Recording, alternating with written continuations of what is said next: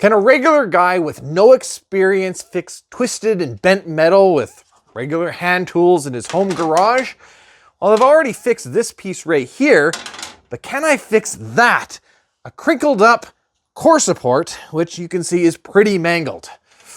Let's find out.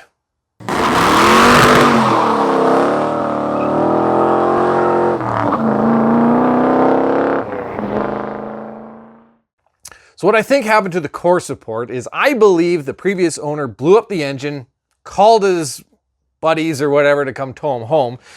And you can see this is where you would hook on with the tow hook, and then just by pulling the car, it twisted all the metal, and I think it actually bent the core support forward. So now I need to try and fix that.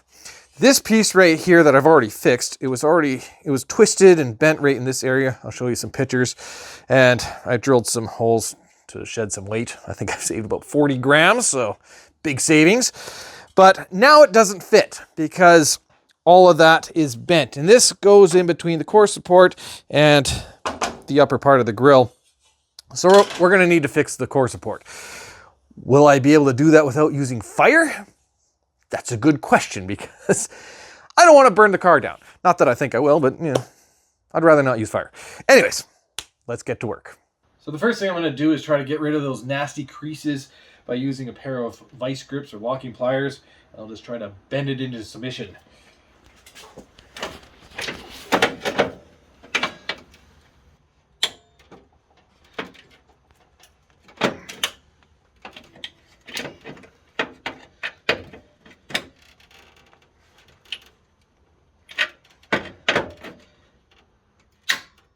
Fail! Now the vice grips are not really twisting this back into shape, so I'm going to take a hammer and bash it out that way, and maybe I can straighten it out a little bit. Fail! Screw it. We're going to try using some heat.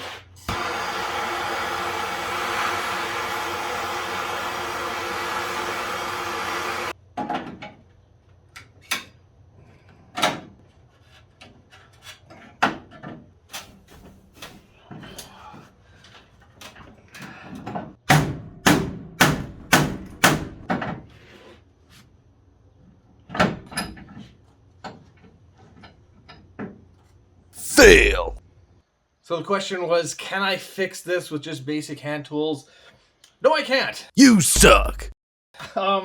Unfortunately, I'm gonna have to pull my whole core support out, which I really didn't want to do because, you know, I'm gonna have to pull all the headlights out, probably the bumper, which was coming off anyways, so that's not a big deal. I really don't want to pull off the fenders, but so I'm gonna try to, you know, get this out without doing that. Since I was doing some metal work and I had the transmission out, I figured I'd tackle a different project as well. This cross brace under the floor, it's a clearance issue with my drive shaft because I'm running a T56 Magnum 6-speed transmission. It puts the U-joint right here. You can see how much I've smashed that in just to gain a little bit of clearance, and it has helped a lot. It looks like it still got a little bit of a nick right there, but I'm going to cut this edge out right here because I can't hammer that down anymore. And hopefully I can gain just a little bit more clearance.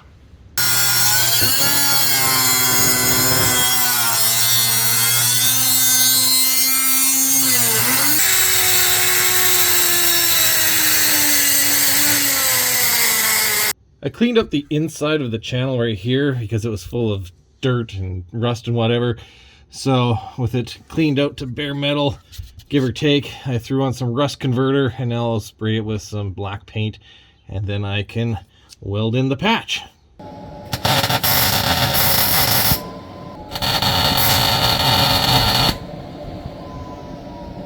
So we have our filler piece welded in, and a nice coat of paint to keep things from rusting. Looks good. We've gone from this thickness right here to that. You can see it's a lot thinner, and this has opened this space up a lot more, and that should give us the clearance that we need for the drive shaft. That's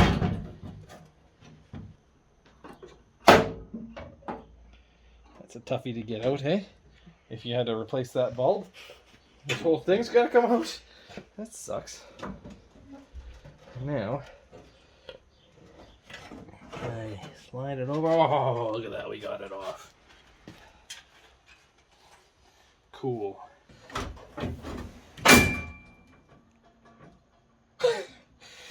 Okay.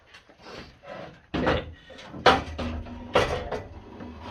Oh yeah, we got it. We got it. I got the core support out, and you can see just how bad it is. Like, that is one heck of a wrinkle right there. It's got a pretty good ridge right there. You can see how bent it is in one way. You know, this all kind of folds in both sides. This is all bent out of shape. Honestly, the best course of action would be to buy a new one, but I'm cheap and I don't have a lot of money, so I'm going to try to fix it. Plus, it gives me the opportunity to fit my radiator perfectly to this core support, which is probably going to require some modifications, and I'm okay with that because this thing is kind of a piece of junk at the moment. And if it doesn't work out, then I'll be forced to buy a new one. I don't really know where to start, but I'm going to cut right here to try and relieve this stress, because that kink in here is not going to allow this metal to move around very much. I'm also going to cut right here. Same reason, and then hopefully I can start, bending some of the metal, and maybe it'll go back into shape. So I need to bend my core support, and anything I do doesn't seem to make a difference. So I'm gonna use my truck and lower the weight down on it nice and slowly, and hopefully I can get that to bend a little bit straighter.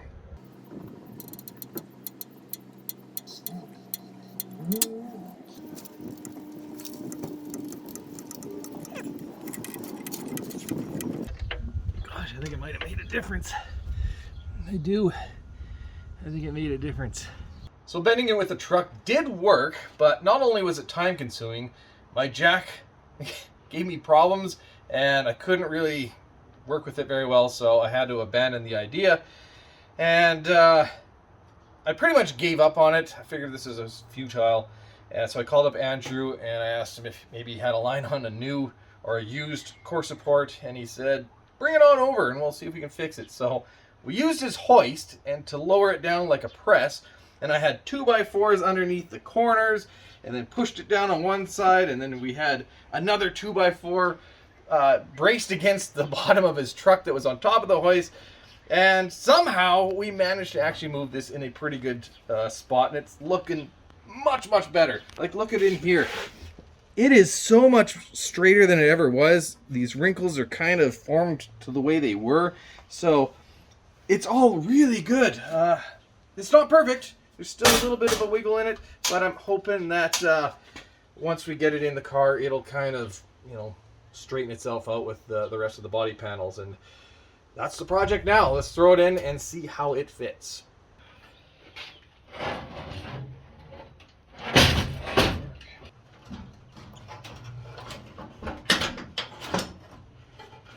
So I got the core support back in, and I have to say it fits pretty darn good.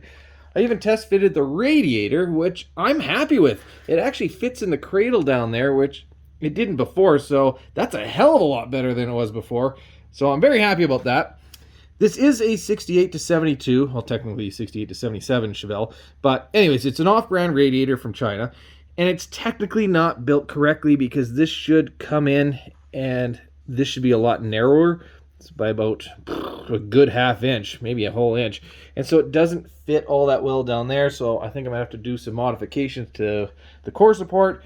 I'm also going to have to, move this out a little bit because you can see there is some overhang there. And I'll have to do some straightening with that. And I think I'm going to have to open the adjustments to the fender, because with this plate right to the max, you can see, I don't know if you can see that, but I'm out of adjustment for the fender. I didn't have these washers in it before, but I definitely need to bring that fender up or do some sort of adjusting because the gaps on my doors are not perfect.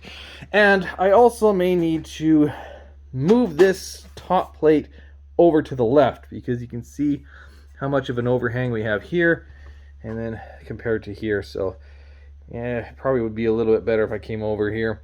And I'm probably gonna bend this down here so this radiator can come in a little bit closer, so then I can I can close these gaps in here a little bit better. So that's the plan, but I'll do a few modifications with it in the car, and then we'll take it back out. I can weld up the cracks and all the cuts I've done on the core support, and then it should be ready for paint.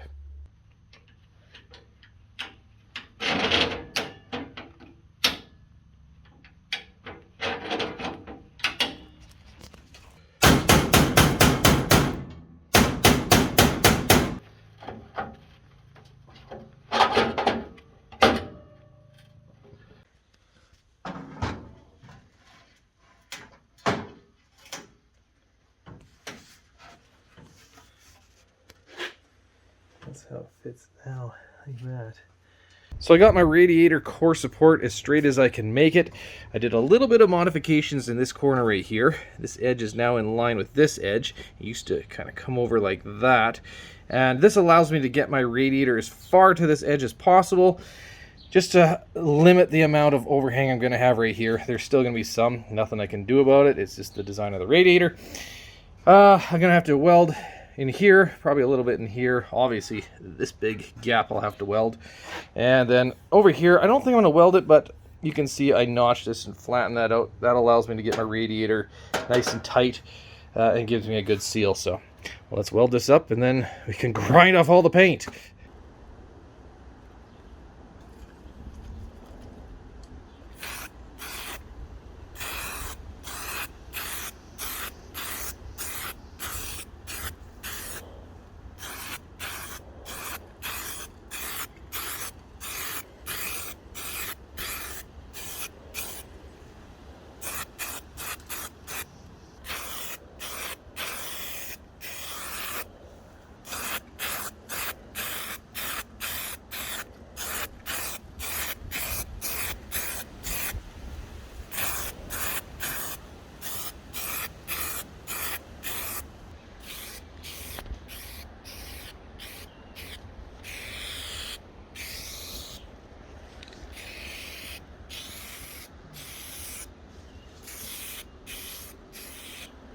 So the core support is back in the car. It is straighter than it has ever been, at least in the time that I've owned it. A huge thank you to our friend Andrew with the help with his hoist. That made all the difference, and it is now in really good shape. Well, it's not perfect, but it is a hell of a lot better than it was before. Right here's where that nasty crease was. Cut it out, straightened it, welded it back up nice and strong. So that's great. I have some rubber bumpers for the radiator to sit on. Technically, they're polyurethane. You can see I cut them to size, so that's great. Yeah, very happy. And now I can go ahead and put the radiator back in. On the top of the core support, I have a second set of holes where I have a nut welded onto the bottom. And that allows me to shift the cover that goes over the radiator slightly over so it fits a little bit better. And then I've also have these notches right here that gives me a little bit more room to bring the radiator closer to the core support. On the radiator, I applied some of this weather stripping. You can pick it up at Home Depot or Amazon or whatever, and that should give me just a little bit better of a seal to the core support. Place that in. Oh yeah. Look how much straighter that is. It is wonderful. On the top of the radiator, I have this 1-inch foam that I'm going to place right here. When the cover's on, it'll cinch it down nice and tight. For now, I'm just going to put it on upside down just because it's temporary.